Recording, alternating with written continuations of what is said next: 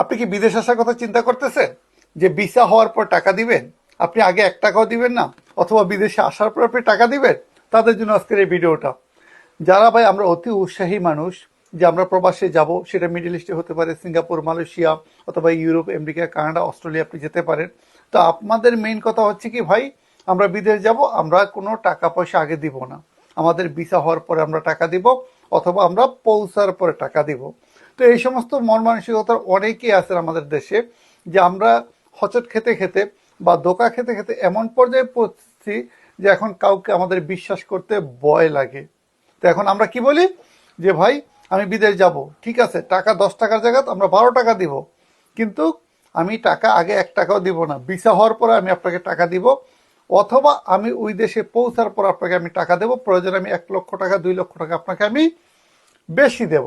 তো এখন কথা হচ্ছে ভাই, বর্তমানে সিচুয়েশনে বাংলাদেশিদের জন্য বলতে গেলে 90% দেশের ভিসা বন্ধ বর্তমান সময়ে।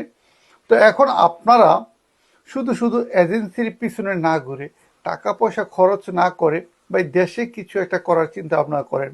আর যদি মনে করেন যে না আমাকে প্রবাসে যেতেই হবে, প্রবাসে আমার যাওয়া প্রয়োজন, সেটা আমার নিজের প্রয়োজনে হোক, পরিবারের প্রয়োজনে হোক, তাহলে অপেক্ষা করে ধীরে সুস্থে বিশ্বস্ত পরিচিত কারো মাধ্যমে আপনি দেখেন যে উনি যেই দেশেই থাকে না কেন, সেটা মিডল ইস্টে হতে পারে, ইউরোপে হতে পারে, অস্ট্রেলিয়া, কানাডা হতে পারে, তো ওই বিশ্বস্ত লোকের মাধ্যমে আপনি দেখেন উনি আপনাকে বৈধভাবে কাজের জন্য ওই দেশে নিতে পারবে কিনা। কারণ যিনি যে দেশে অবস্থান করতেছেন তিনি ওই দেশটা সম্পর্কে ভালো জানেন এবং বর্তমান সিচুয়েশনটা উনি ভালো জানেন। আর ওই বাংলাদেশের এজেন্সিগুলো, তাদের দেখবেন যে অনেকেরই পাসপোর্ট নেই। বিআইপি গুলশান বনানীতে বাড়ি দাঁড়াতে আপনার বিআইপি অফিস করে বসে আছে, আপনি অফিসে ঢুকলে মনে হবে যেন রাজপ্রাসাদ আপনি ঢুকছেন। ওদের কথাবার্তা মনে হলে যেন ওর বাবা বানায় মায়ে বেচে, বা মায়ে বানায় বাবা বিক্রি করে, এরকম ভিসা ওরা আপনাকে দেখাবে যে ভাই আমার এতগুলা ভিসা হয়েছে, আপনি জমা দেন না, আপনার ভিসা হয়ে যাবে 2 মাসের ভিতরে, 1 মাসের ভিতরে।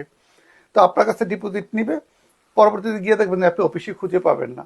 তেমন আপনাদেরকে বলতেছি ভাই, এজেন্সি তাদের নিজেরই পাসপোর্ট নেই বা নিজের একটা পাসপোর্ট করে রাখছে, কিভাবে দেশ থেকে পালানো যায় তারা এই চিন্তা ভাবনা করেছে। তো এখন আপনারা যারা ইউরোপে আসবেন অথবা মিডল ইস্টে যে দেশে আপনি যেতে চাচ্ছেন না কেন, আপনার বিশ্বস্ত পরিচিত যদি কেউ থাকে ভাই তাদের মাধ্যমে যোগাযোগ করেন। অনেকে কমেন্ট করেন শিমুল ভাই আমার তো পরিচিত কেউ নেই, তা আমি কি করব? আরে ভাই পরিচিত কেউ নেই, দেখেন আপনার ব্লাড রিলেটিভ কেউ না থাকলে আপনার ফ্রেন্ড সার্কেলের ভিতরে কেউ আছে কিনা, আপনার আত্মীয়ের ভিতরে কেউ আছে কিনা, ভাই কেউ না কেউ তো আপনাকে উপকার করবে।